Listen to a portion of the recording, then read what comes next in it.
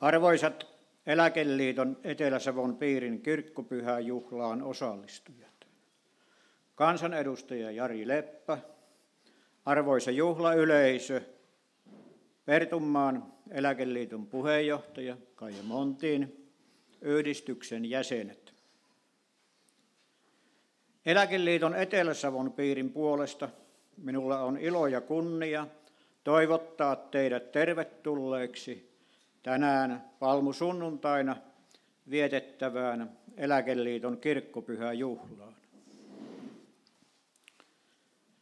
Arvoisat kuulijat, kirkkopyhäjuhlalla on pitkät perinteet Etelä-Savon piirissä 42 toimintavuoden aikana.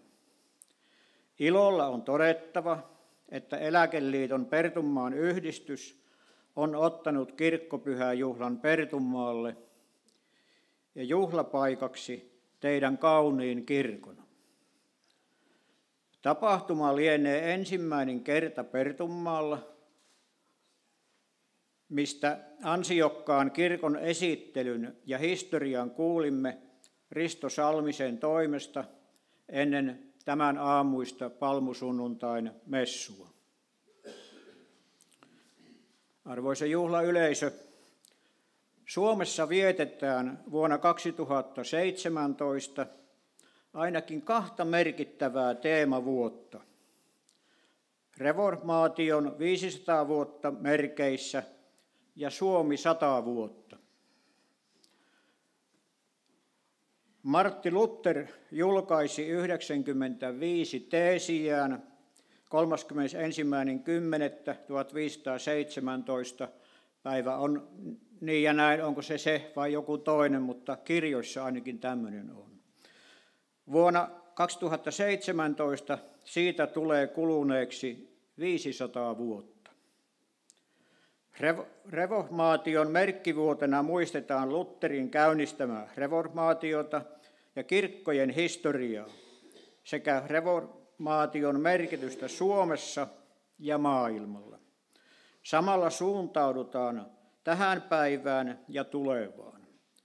Menneisyyteen jäämällä unohdettaisiin reformaation ytimessä nouseva uudistuminen, joka on ollut kirkossa jatkuvaa. Merkkivuotta vietetään teemalla Armoa 2017 alla. Merkkivuosi on ekumeeninen, sitä valmistellaan ja vietetään yhdessä muiden kristillisten kirkkojen kanssa. Merkkivuosi on globaali, sitä vietetään maailmanlaajuisesti. Merkkivuosi on merkityksellinen koko yhteiskunnalle. Suomessa merkkivuosi liittyy maan itsenäisyyden 100-vuotisjuhlintaan. Hyvät kuulijat, Suomen itsenäisyyden 100-vuotisjuhlavuotena teemana on Tehdään yhdessä.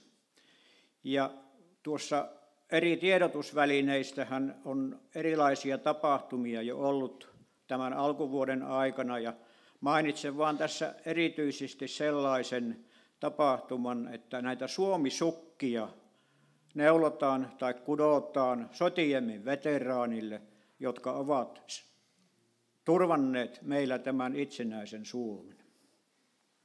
Ja myös Eläkeliiton edustajat ovat aktiivisesti näitä sukkia ollut neulomassa. Ja samaten synnytyslaitoksille niitä pieniä tossuja on ahkerasti neulottu. Suomesta tuli itsenäinen valtio 6. päivä joulukuuta 1917. Valtio syntyi suomalaisten omasta tahdosta ja pitkäjänteisen työn seurauksena. Vaikeista ajoista huolimatta suomalaiset ovat kohta 100 vuotta rakentaneet omaa maataan ja päättäneet asioista yhdessä. Nyt suomalaiset vievät maansa uudelle vuosisadalle sisulla ja sydämellä. Suomen itsenäisyyden 100-vuotisjuhlavuosi 2017 on sukupolvemme merkittävin juhlavuosi. Se vaalii Suomen vahvuuksia, kuten tasa-arvoa, demokratiaa, tarjoamalla suomalaisille ja Suomen ystäville monipuolista ja kansainvälistä ohjelmaa sekä Suomessa että maailmalla.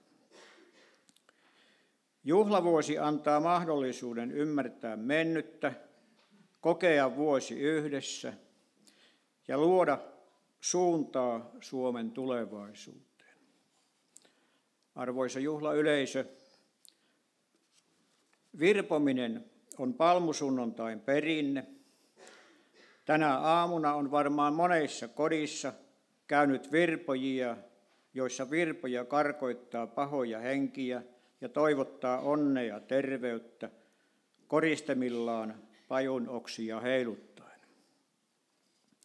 Virpominen viittaa myös palmusunnuntain sanomaan, jolloin Jeesus ratsasti aasilla Jerusalemiin ja kansa heitti hänen eteensä palmunlehviä. Ja tähän en malta olla kertomatta, eilen nuorin poika tuli perheensä kanssa viikonlopuksi meille, ja heillä on 3,5-vuotias poika, niin hänellä oli virpomisvihta siinä valmiina, kun autosta tuli ulos. Ja hän käytti tätä tekstiä: virvun varvon tuoreeksi terveeksi, tulevaksi vuueksi, vitsa sulle, palkka mulle. Olette lämpimästi tervetulleita Eläkeliiton kirkkopyhäjuhlaan tänne Pertunmaalle. Tervetuloa.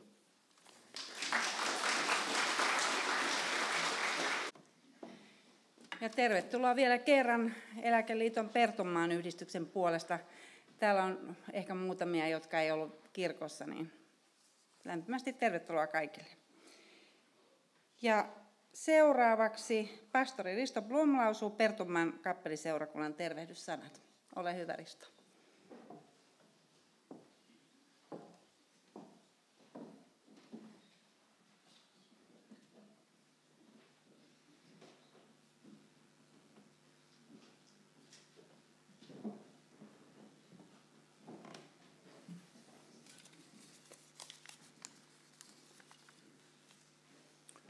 Hyvät juhlavieraat, on todella hieno asia, että Pertunmaan yhdistyksen toiminta on piristynyt ja mukaan on saatu lisää väkeä. Kiitokset siitä johtohenkilöille ja muille aktiivisille toimijoille. Sekin on aihe kiitollisuuteen, että lähes samat henkilöt ovat mukana myös seurakunnan toiminnassa. Ja yksi huomattava kiitollisuuden aihe on vielä se, että Etelä-Savon piirin yhdistykset kokoontuvat yhteen tällä tavoin kuin tänään täällä, ja sitten eri piireistä mukana olevat saavat tutustua toisiinsa, ja uskon, että aina löytyy silloin tällöin lisää ystäviä, vaikka asuvatkin vähän kauempana, niin ystäväpiiri kuitenkin kasvaa. Se on sellainen kiitollisuuden aihe myöskin. Eläkeläisyys ja vanhuus ovat monille vaikeita asioita. Ne tuntuvat monista kielteisiltä. En minäkään ole oikein jaksanut tunnustaa varsinkaan vanhuuttani, vaikka täytän elokuussa 78. Mutta sitten on pakko tunnustaa, kun käy niin kuin eräälle vanhukselle kävi. Hän sanoi, että on 3 asiaa, jotka aina unohdan. Nimet, kasvot ja 3. en nyt jaksa muistaa.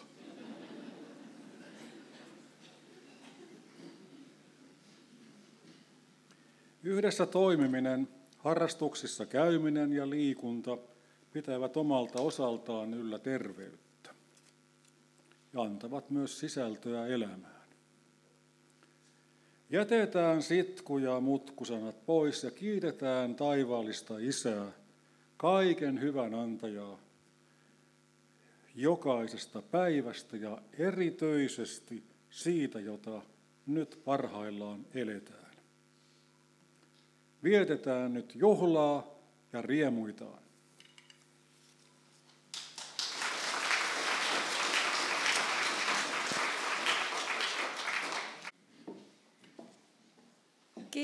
Kiitos Risto Blomille näistä hienoista sanoista, joita varmasti kannetaan tuolla sydämissämme ja vähän mietitään.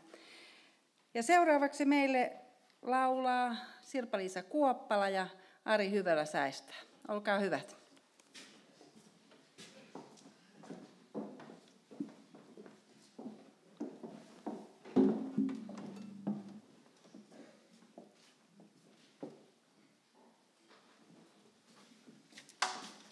Joo, hyvää päivää meidänkin puolesta. Me Arin kanssa esitetään teille 3 kappaletta. Ensimmäinen on Violetta Parran Elämälle kiitos.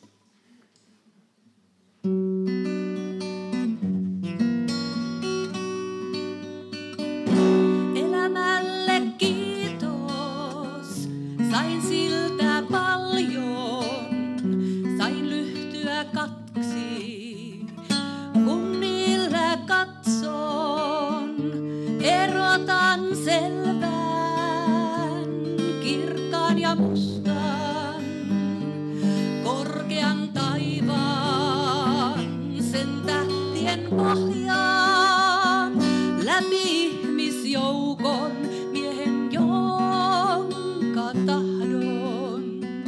Elämälle kiitos, sain siltä paljon, sain siltä kuulon, leveän virran, seimöin ja päivin, viserryksen laulun, tylyn naputuksen, haukun sateen pauhun ja ne hellät äänet, joilla minua kutsut.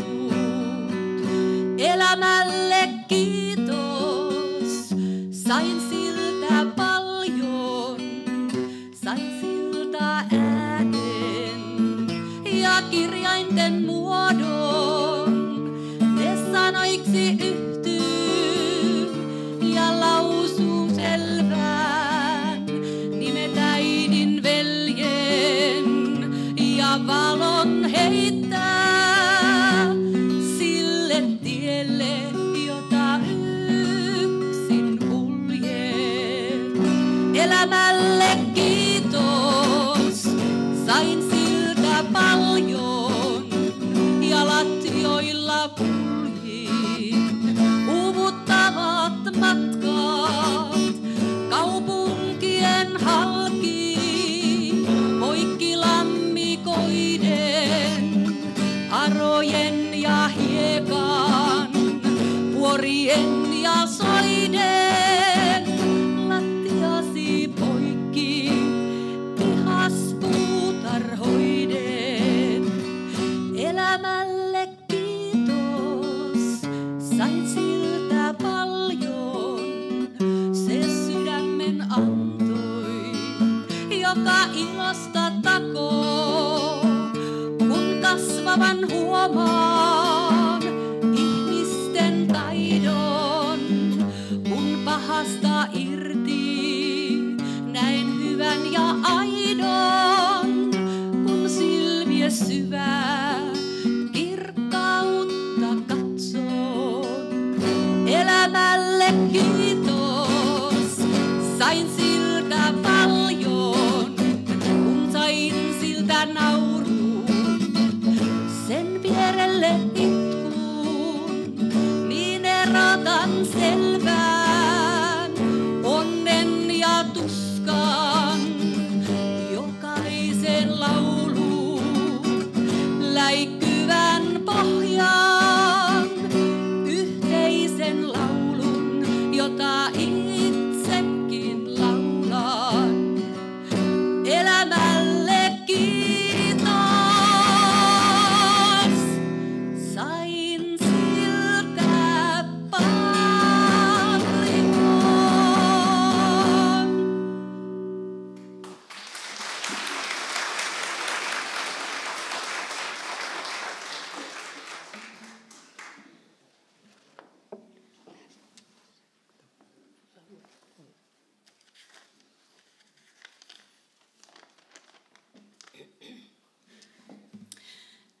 Toinen kappale meillä on Suvi Teräsniskan Uusi aamun koi. Tämä kappalehan kertoo siitä, että miten tärkeää toinen ihminen on toiselle. Ja tällaisessa Eläkeliiton tilaisuudessa niin tämähän on erittäin hyvä kappale, koska tämmöinen yhteinen tilaisuus, mikä meillä tänäänkin täällä on, niin tämä on varmaan kaikista ihan tosi hienoa. Eli Uusi aamun koi.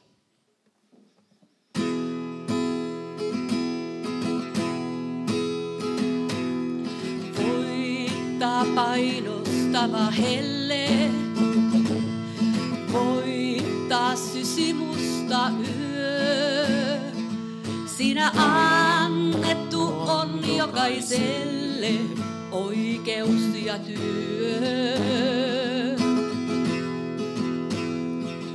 Minä en sun osasi voi kantaa, en puolestasi henkäystäkään, mutta apu, jonka voin sen tahdon antaa, luoksesi mä jään. En oo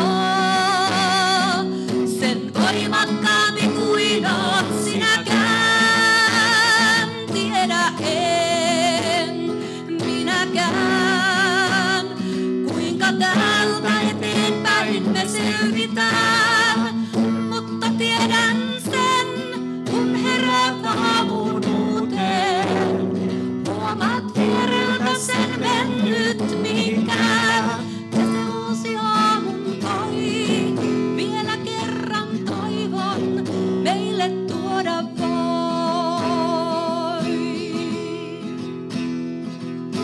Tulkoon rikkautta huolta, tulkoon uusi huominen.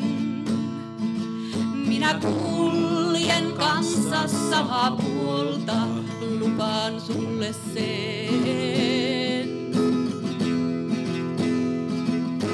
En oo sen voimakkaampi kuin oot sinäkään, tiedä en minäkään, kuinka täältä eteenpäin me selvitään, mutta tiedän sen, kun heräät aamun uuteen, huomaat viereltä sen mennyt mihinkään, ja se uusi aamun koi vielä kerran toivon meille tuoda voi.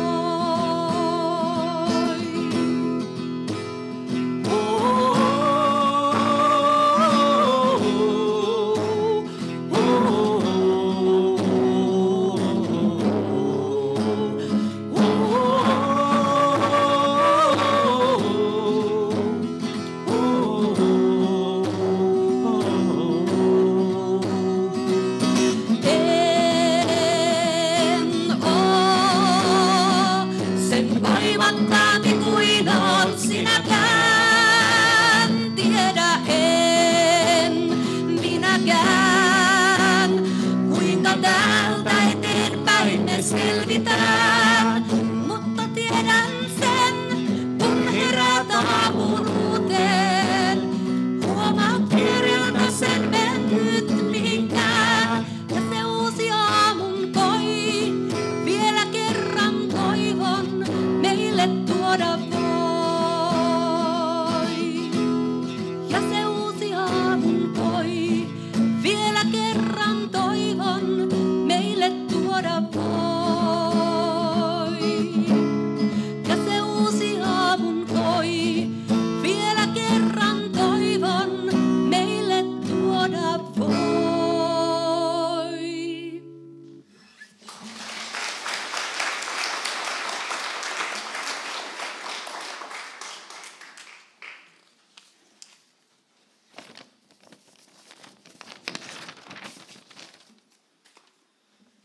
Tämä meidän viimeinen kappale on sitten Arin tekemä. Ja tämän kappaleen nimi on Sinä olet minun osani.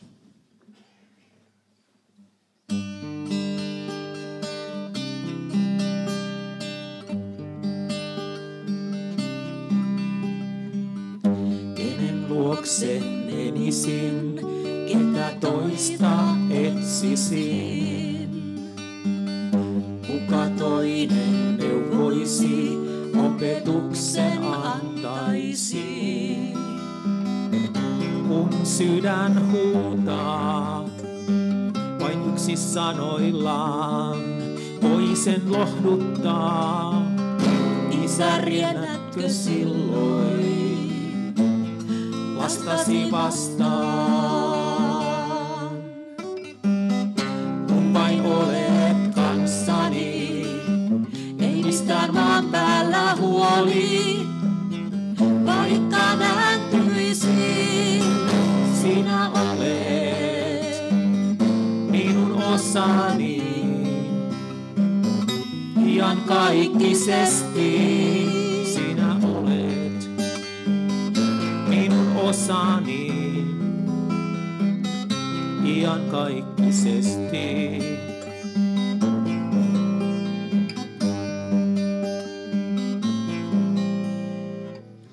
Ketä muuta minulla voisi olla taivaassa?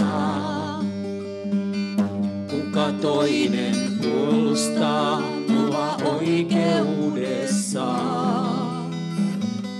Kun esiin tuodaan kirjat, joiden mukaan minut tuomitaan, Isä, vieläkö silloin jaksat armahtaa? Kun vain olet kanssani, en mistään maan päällä huoli. Vaikka nääntyisin, sinä olet minun osani. Iankaikkisesti, rakas Jeesus, sinä olet minun osani iankaikkisesti. Iankaikkisesti.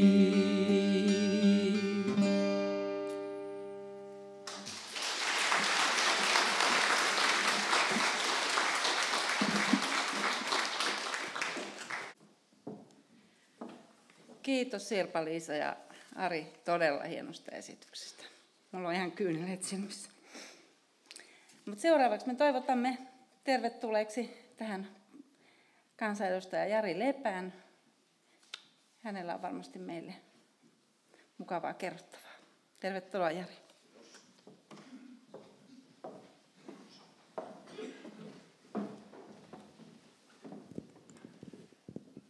Niin, arvoisa juhlan väki, hyvät naiset ja miehet. Joskin minun puolesta lämmin tervetuloa toivotus tänne Pertunmaalle, Pertunmaan kirkkoon viettämään tätä hienoa juhlatilaisuutta. Ja niin kuin täällä puheenjohtaja Arvo Levänen totesi, tänään ja tänä vuonna meillä on aihetta lukuisalla tavalla juhlia ja juhlia yhdessä. Ja mikä sen parempaa arjen katkaisua, mielen virkistystä, toinen toisiemme tukien juhlia, juhlistaa asioita, yhteisiä asioita. Se myöskin voimaannuttaa meitä ja kannustaa jatkamaan eteenpäin.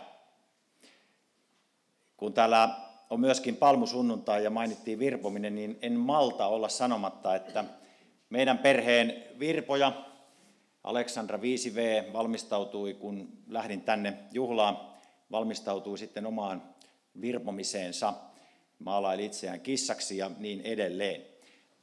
Pajut oli jo tehty, koristeet oli jo tehty. Tässä taannoin tästä kannustavuudesta ja eteenpäin pyrkimisestä hyvä esimerkki hänen lausumanaan, kun oli hallitusneuvottelut taannoin ja sitten hän oli leikkimässä meillä kotona kaverinsa kanssa ja sitten menivät vähän liian myöhään sisälle ja pikku kakkonen oli jo mennyt. Ja sehän oli murheen paikka, erityisesti tälle Aleksandran kaverille, ja hän oli kovin murheissa mielin, niin Aleksandra meni häntä lohdottamaan, että ei se mitään, että pikku kakkonen on mennyt, katsotaan hallitusneuvotteluja.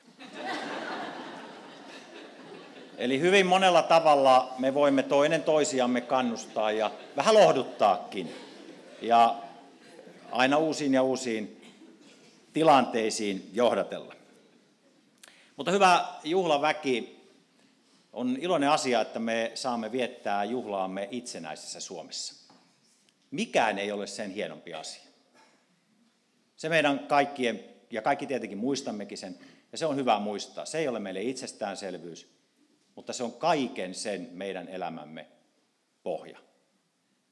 Myös eteenpäin.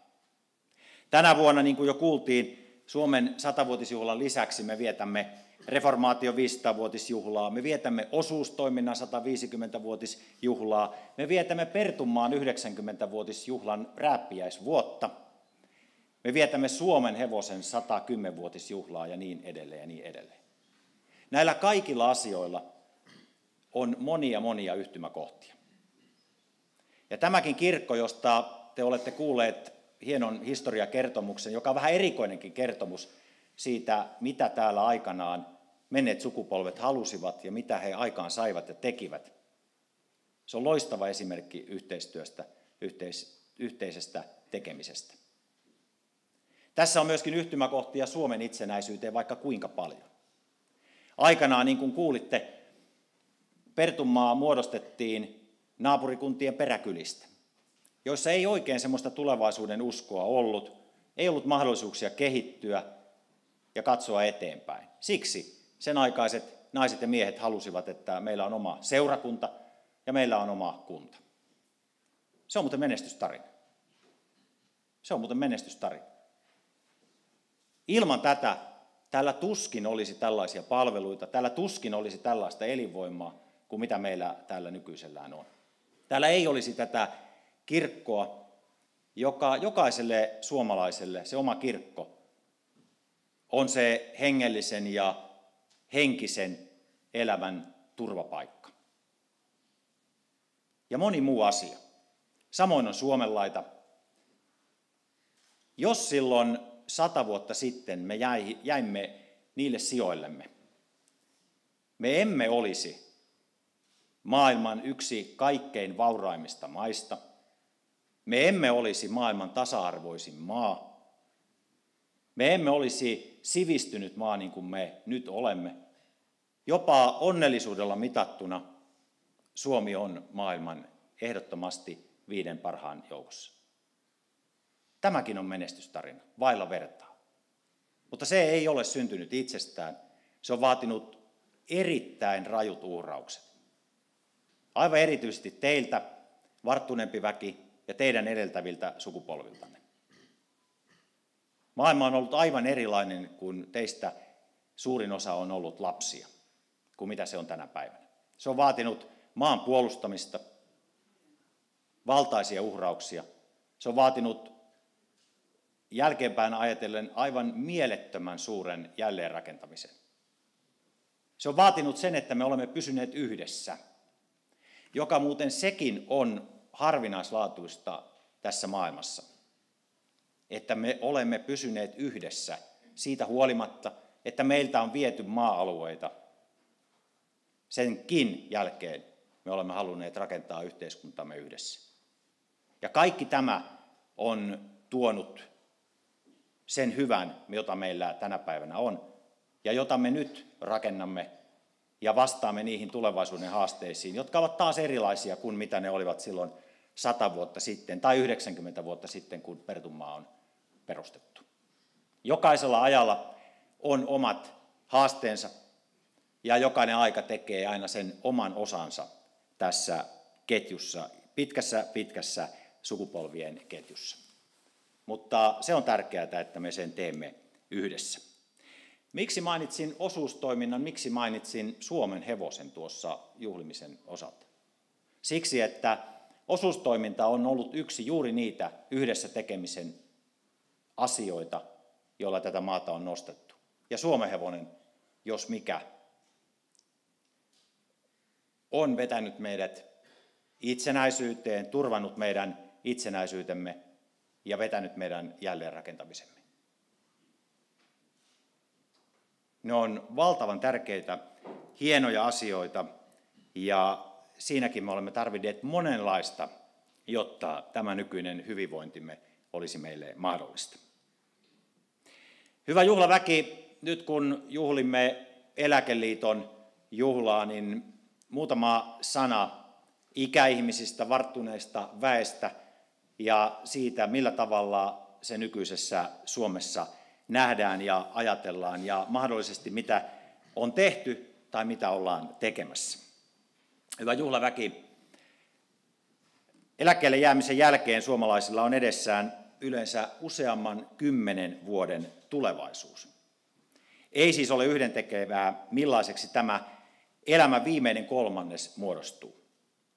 Iäkkäillä ihmisillä pitää olla mahdollisuus elää omanlaistansa hyvää elämää omissa yhteisöissään, yhdessä. Varttuneen väen palveluja ollaan tulevaisuudessa yhä enenemässä määrin suuntaamassa laitoshoidosta kohti erilaisia avopalveluita. Eläkkeelle jäämisen ja varsinaisen, nyt laitan lainausmerkkeihin, varsinaisen vanhuuden väliin on syntynyt ajanjakso, joka on saanut nimekseen 3. ikä. Usein tässä elämänvaiheessa olevia kutsutaan nykyään senioreiksi, ja se onkin varmasti aika kuvaava nimitys. Johtaahan se ajatukset ei niinkään korkeaan ikään, vaan kokemukseen, senioriteettiin. Vanhuus ei ala sinä päivänä, jolloin työelämä muuttuu ja järjestetään työssä juhlat eläkkeelle siirtyvän kunniaksi. Monet toiminnat, aktiviteetit jatkuvat vielä vuosia, vuosikymmeniä. Myös uusia aktiviteetteja syntyy. Useimpien kohdalla kyse on varsin aktiivisesta elämänvaiheesta. Kun teitä myöskin katselen, niin on helppo havaita, että niin muuten on. Kulutusmahdollisuudet, yksilölliset valinnat ja näkökulmat korostuvat, kun puhutaan seniorin elämäntavasta. Elämässä tärkeitä asioita saattavat olla vapaa-aika, matkustaminen, harrastukset. Aikaa ja energiaa, sitä riittää enemmän myös lapsille, lapsenlapsille sekä mahdollisesti myös omille vanhemmille. Ihmisen omat mielenkiinnon kohteet, aktiivisuus ja joustavuus, vireys määrittelevät yhä enemmän ikäämme kronologisen iän sijaan. Nykyään ajatellaan, että ihminen voi omilla elämäntavoillaan vaikuttaa vanhenemisen laatuun. Ikääntyvillä ihmisillä on halu ja mahdollisuudet määritellä oma paikkansa yhteiskunnassa uudelleen vielä eläkeiässäkin. Tämä on ihan varmasti tärkeää meille jokaiselle. Yleisenä päämääränä Suomen ikäpolitiikassa on positiivisen ja aktiivisen ikääntymiskäsityksen toteuttaminen, jossa painotetaan resursseja ja yksilöllisiä voimavaroja sairausnäkökulman sijaan. Aktiivinen ikääntyminen liittyy kiinteästi kaiken ikäisten yhteiskuntaan, jossa jokaisen ihmisoikeudet ja itsemääräämisvapaus toteutuvat. Ikääntyvien elämänlaatu sekä erityistarpeet huomioidaan ja sukupuolten ja sukupolvien välinen tasa-arvo sekä elinikäisen oppimisen periaate toteutuvat. Hyvä juhlaväki, iäkkäiden kasvaviin tarpeisiin, ja se kasvu johtuu siitä, että me koko ajan ikäännymme, keski-ikämme nousee, joka on myönteinen, positiivinen asia. Ikääntyvien ihmisien kasvaviin tarpeisiin vastaavat palvelut muodostuvat merkittävän osan yhteiskunnan vastuulla olevista sosiaali- ja terveydenhuollon palveluista, ja sen vuoksi tällä hallituskaudella toteutetaankin useita iäkkäiden ihmisten asemaa parantavia kehittämishankkeita. Sipilän hallitus on vahvistanut sosiaali- ja terveysministeriön kärkihankkeella ikääntyneiden hyvinvointia ja parantuvaa hoivaa. Tämän vuoden alusta eläkeläisten verotusta kevennettiin. Eläkeläisköyhyyteen ja hoivaan, hyvään hoivaan ja niin esteiden poistamiseen, millä tätä pystytään parantamaan, on kiinnitetty erityistä huomiota. Eläkeläisten ostovoimaa, sitä on turvattava erilaisin keinoin. On myös korotettu takuueläkettä, on myös omais- ja perhehoitajien minimipalkkiot nostettu ja parannettu heidän tukipalveluitaan ja oikeuttaan vapaapäiviin. Myös kollega edustaja Hanna-Kaisa Heikkisen johdolla on esitetty, että nykyinen hallitus uudistaisi erityisesti valtion talousarvion vaikutusarviointeja. Ensi vuoden budjetin valmistelussa voitaisiin arvioida eläkeläisten ostovoimaa ja sen kehittymistä, ja tässä kohdin myös sitä eläkeläisköyhyyttä joka on meidän saatava kitkettyä. Päätöksenteossa on tärkeää arvioida nykyisen budjetin pääluokkiin ja lukuihin ja momentteihin perustuvan tarkastelun rinnalla sitä, mitä budjettiesitys merkitsee esimerkiksi lapsiperheiden ja ikäihmisten arjessa. Olemme myöskin pystyneet korottamaan valtionosuuksia ja niihin liittyviä ikäihmisten palveluita, kotiin vietäviä palveluita. Sotainvalidien kunnallinen avopalveluiden haitta-aste laskettiin ja niin edelleen. Ja näihin kehittämistoimiin, jotka kotihoitoon liittyvät ja kaikenikäisten omaishoidon vahvistamiseen, sille kärkihankkeelle annettiin 30 miljoonan euron lisämääräraha. Jotakin on myöskin tehty, mutta paljon on vielä tekemättä. Hyvä varttunut väki. Sosiaali- ja terveydenhuollon rakenneuudistus, kuuluisa sote-uudistus, tulee tarjoamaan valtavasti mahdollisuuksia asiakaslähtöisten iäkkäiden palvelujen toteuttamiseen.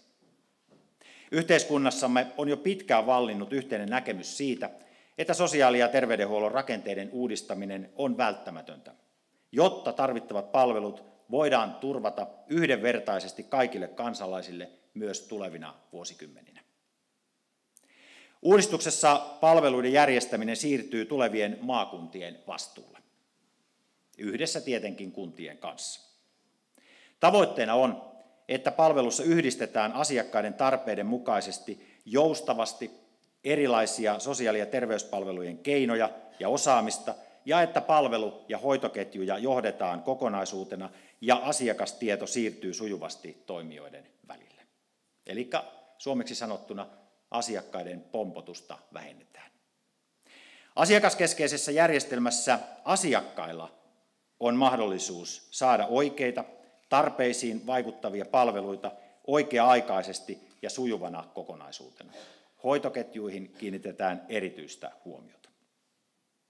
Osana uudistusta säädetään valinnanvapauslainsäädäntö, joka tuo käyttäjälle mahdollisuuden valita itse palveluiden julkinen, yksityinen tai kolmannen sektorin tuottaja. Siis yksilö, suomalainen, valitsee itse. Muu ei valitse, vaan itse valitsee.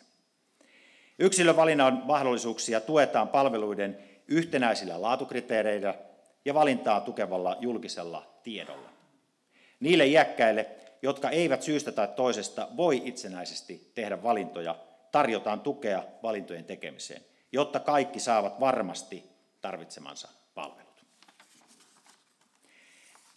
Yhtenä uudistuksen keskeisenä tavoitteena on varmistaa ja vahvistaa perustason palveluita, niitä, jotka tapahtuvat lähellä ihmistä, ja turvata nopea hoitoon pääsy, mikä on tärkeää monelle palveluita käyttävälle iäkkäälle. Hallitusohjelmassa terveys ja hyvinvointi on yhtenä strategisena tavoitteena, jota toteutetaan 5 kärkihankkeen avulla, josta pari jo mainitsin. Yksi niistä on suunnattu erityisesti iäkkäiden palveluiden kehittämiseen. Kärkihankkeessa kehitetään ikäihmisten kotihoitoa ja kaiken ikäisten omaishoitoa toteutetaan hallituskauden aikana mittava muutosohjelma iäkkäiden palvelurakenteen sekä palveluiden sisältöihin. Ja tässä kohdalla on hyvä sanoa, mitä me esimerkiksi täällä Pertunmaalla yksi yksityiskohta, kun tuossa näkyy myöskin iPad olevan esillä, se on arkipäivää meillä nykyisin myöskin ikäihmisten hoivassa.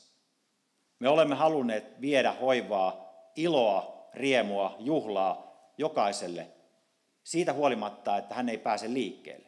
Ja siinä uusi teknologia on yksi avainsana.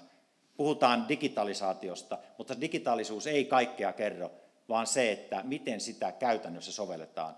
Ja meillä Pertunmaalla tästä on hieno esimerkki. Kiitos kaikille, jotka olette siihen merkittävästi vaikuttaneet. Suurin osa iäkkäistä asuu ja haluaakin asua omassa kodissaan, jonka he ovat valinneet vanhuutensa ajan asunnoksi, kuten esimerkiksi juuri asunto senioritalossa. Tällä hetkellä yli 90% yli 75-vuotiaista asuu kotona. Erittäin hyvä asia. Sosiaali- ja terveysministeriö on ohjauksessaan korostanut iäkkäiden ihmisten oikeutta kotiin toimivassa ja turvallisessa asuinympäristössä, ja hyvään arkeen silloinkin, kun hänen oma toimintakykynsä ja terveydentilansa edellyttävät enenevässä määrin tukea ja erilaisia palveluita. Tavoitteena on, että palvelujärjestelmä pystyy tarjoamaan monipuolisesti erilaisia asumismuotoja ja niihin liittyviä palveluita asiakkaiden tarpeen mukaan.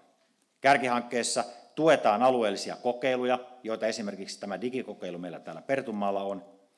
Kehitetään ja otetaan käyttöön uusia kotihoidon toimintamalleja, vaihtoehtoisia asumisen malleja ja omaishoidon jo hyväksi havaittujen käytänteitä erilaisille asiakasryhmille.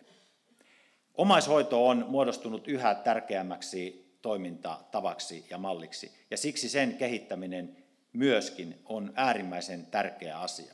Tiedän, että teistäkin erittäin monet ovat omaishoitajia. Teette äärimmäisen arvokasta työtä yhteiseen hyväämme ja ennen kaikkea sille läheisellenne. Hyvät kuulijat, hallitus kuvailee ohjelmassaan mielestäni mainiolla tavalla Suomea monen sukupolven maaksi, joka tarkoittaa sitä, että yhtäkään sukupolvea ei tässä maassa saa jättää yksin, jossa jokaisesta pidetään huolta ja autetaan ajoissa. Siksikin me näitä uudistuksia tarvitsemme. Se ei kuitenkaan ole pelkästään meidän poliittisten päättäjien asia, vaan kaikkien toimijoiden on tehtävänä omilla toimillaan huolehtia siitä, että yhteisössä kaikkien sen jäsenten on turvallista asua ja elää hyvää elämää. Siitä hyvänä esimerkkinä on Eläkeliitto. Liitto, piirit, paikalliset yhdistykset. Se on juuri sitä hyvän elämän tekemistä, yhdessä olemista, siitä, että me jaamme surumme ja ilomme ja lähdemme joka kerta entistä voimaannuttuneempana sitten omiin askareisimme, tietäen sen, että voimme aina siihen omaan yhteisöömme palata. Sama koskee ihan jokaista suomalaista. Me kuulumme yhteisöön, meidän on kuuluttava johonkin yhteisöön, tai muuten me olemme hyvinkin irrallisia. Hyvä juhlaväki, oikein samalla tavalla toivotan kuin meidän kirkkoherramme. Erinomaisen hienoa, voimaannuttavaa juhlaa teille kaikille ja oikein erinomaista kevättä. Kiitoksia.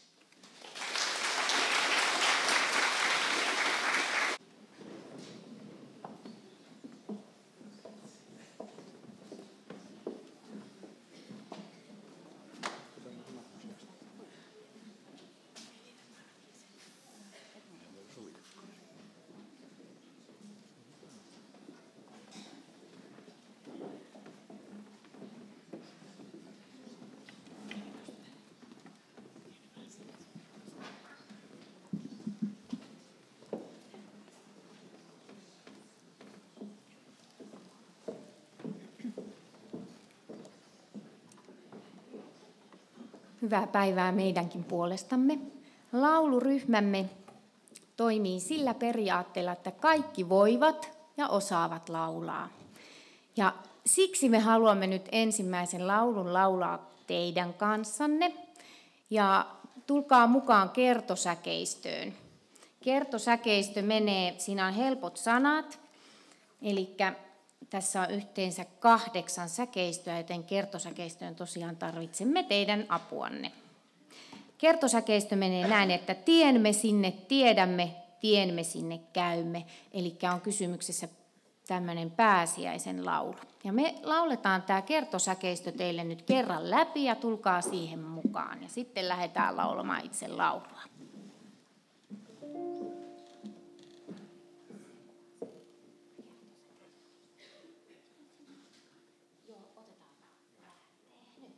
Tiemme sinne tiedämme, tiemme sinne käymme. Tiemme sinne tiedämme, tiemme sinne käymme. Ja sitten Ette te vielä pääse meistä eroon.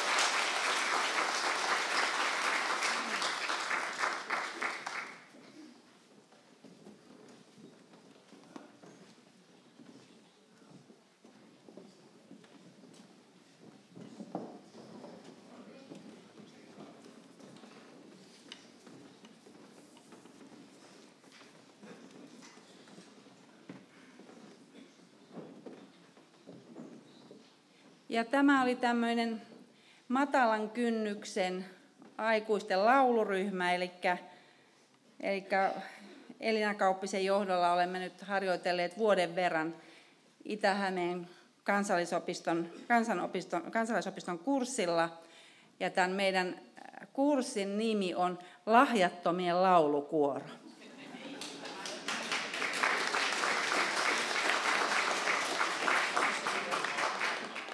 Sitten meinasin ihan unohtaa tuon seuraavan spiikkauksen, eli seuraavaksi meille lausuu omia runojaan Anni Sirkku Askola. Ole hyvä.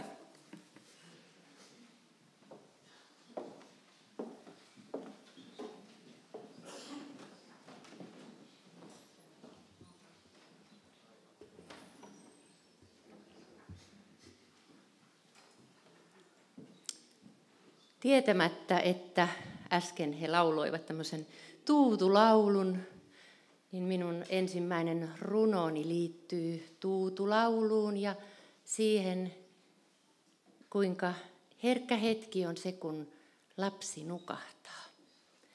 Omat runoni syntyvät ja ovat syntyneet omasta elämästä, elämän kokemuksista, usein siitä ilosta ja surusta, joka liittyy äitiyteen ja lapsiin. Nämä 3 runoa valitsin nimenomaan lapsille kirjoittamistani runoista näin palmusunnuntain aikana tai palmusunnuntain aikaan.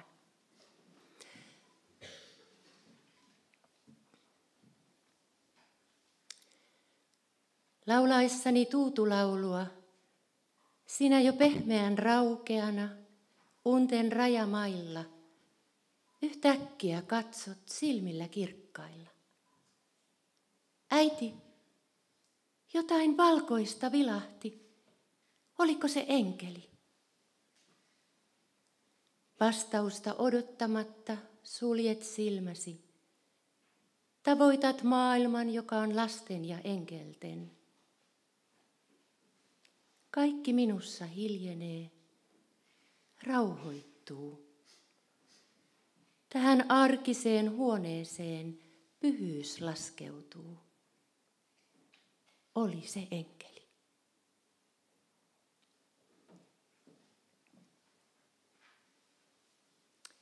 Tämän seuraavan runon olen kirjoittanut Kuopukselle, tai se on osa siitä runosta, kun hän pääsi ylioppilaaksi ja elämä oli edessä.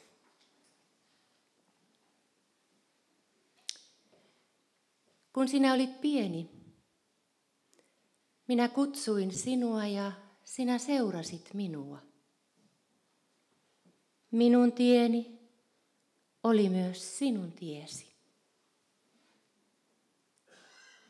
Nyt olet kasvanut suureksi ja minun niin tekisi mieleni tallata polkusi sileiksi. Mutta sinun tehtäväsi on etsiä omaa tietäsi. Kompuroida kivikkoon, haavoittua. Kivuta ylös valoon ja uskoa. Itkut unohtuvat. Haaveet toteutuvat. Rakkauden vallat voittavat. Minun tehtäväni on nyt seisoa takanasi, katsoa jälkeesi ja luottaen ristiä käteni.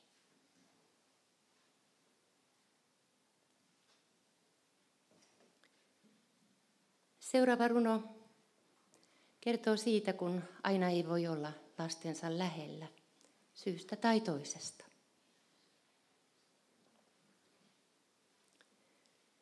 Lapseni, en voi nähdä kasvojasi, mutta niiden piirteet ovat aina edessäni. En voi kuulla ääntäsi, mutta sen sointi soi syvällä minussa.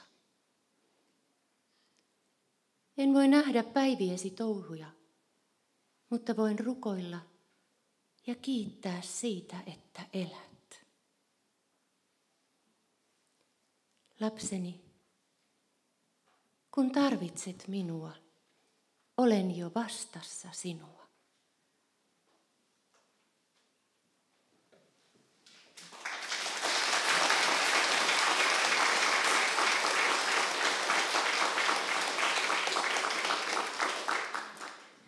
Ja kun kuulin, että näiden runojen jälkeen on vuorossa Finlandia, niin ihan oli pakko ottaa tähän mukaan Antti Rytkösen kirjoittama runo Keväälle.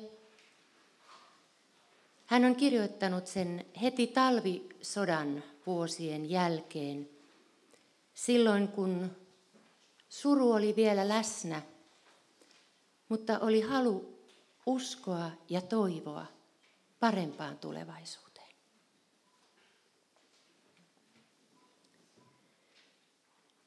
Soi soittoni jälleen sorjemmin, kevät kerkeää meille kun ehti, ja kaiu lauluni kauniimmin, kun puuhun jo puhkee lehti. Kevätsateet vettä jo vihmovat, teräpäivän pilvessä hymyy, ja nurmi, nuoria vihanta on, ja nupussa kukkanen lymyy. Oli talvi pitkä ja routainen, niin harmajat oli sen hallat. Nyt nouskaatte ilmoille, oi kaikki te keväiset vallat.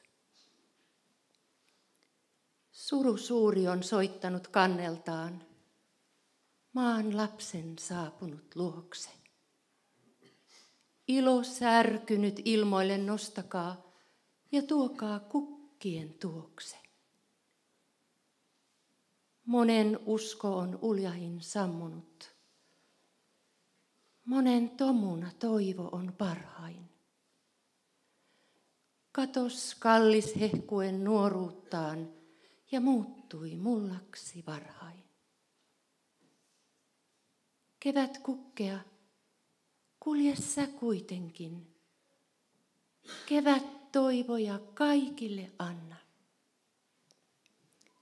Mut kellä murhe ollut on lohduttomin, hälle kauneimmat kukkasi kanna.